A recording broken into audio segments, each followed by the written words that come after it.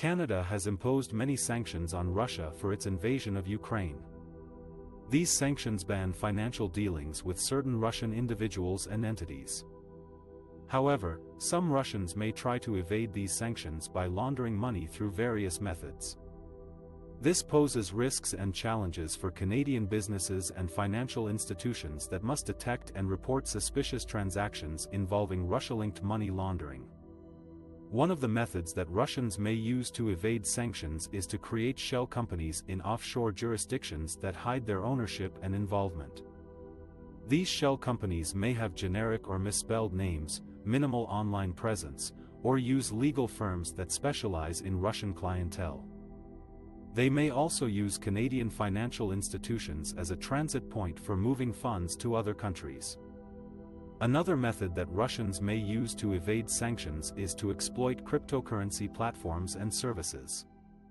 Cryptocurrencies are digital assets that can be transferred anonymously and quickly across borders. Some Russians may use cryptocurrency exchanges, wallets, mixers, or mining pools that are based in countries with weak or no AML/CFT regulations.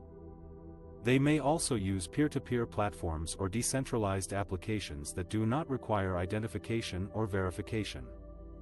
A third method that Russians may use to evade sanctions is to invest in real estate transactions in foreign jurisdictions.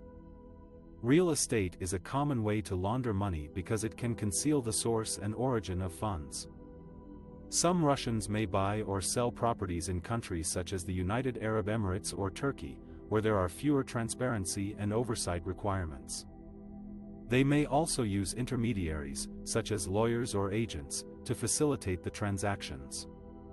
These methods of money laundering pose significant risks and challenges for Canadian businesses and financial institutions that must comply with the Proceeds of Crime, Money Laundering, and Terrorist Financing Act. This act requires them to identify their customers, keep records, monitor transactions, and report any suspicious or large cash transactions to FINTRAC, Canada's financial intelligence agency.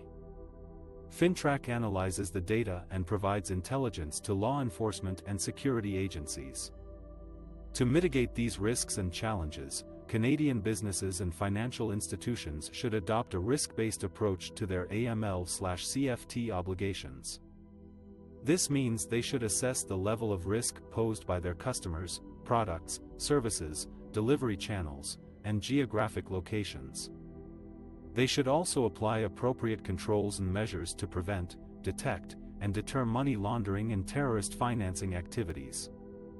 Some of the controls and measures that Canadian businesses and financial institutions should implement include conducting enhanced due diligence on customers that are connected to high-risk jurisdictions, sectors, or activities, verifying the beneficial ownership and control of legal entities and trusts, screening customers against the Consolidated Canadian Autonomous Sanctions List and other relevant lists, monitoring transactions for unusual or inconsistent patterns or behaviors, reporting any transactions that are suspected of being related to money laundering or sanctions evasion to FINTRAC.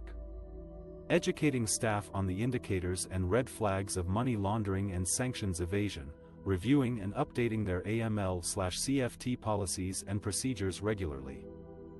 By following these best practices, Canadian businesses and financial institutions can protect themselves from being exploited by Russia-linked money launderers and sanction evaders.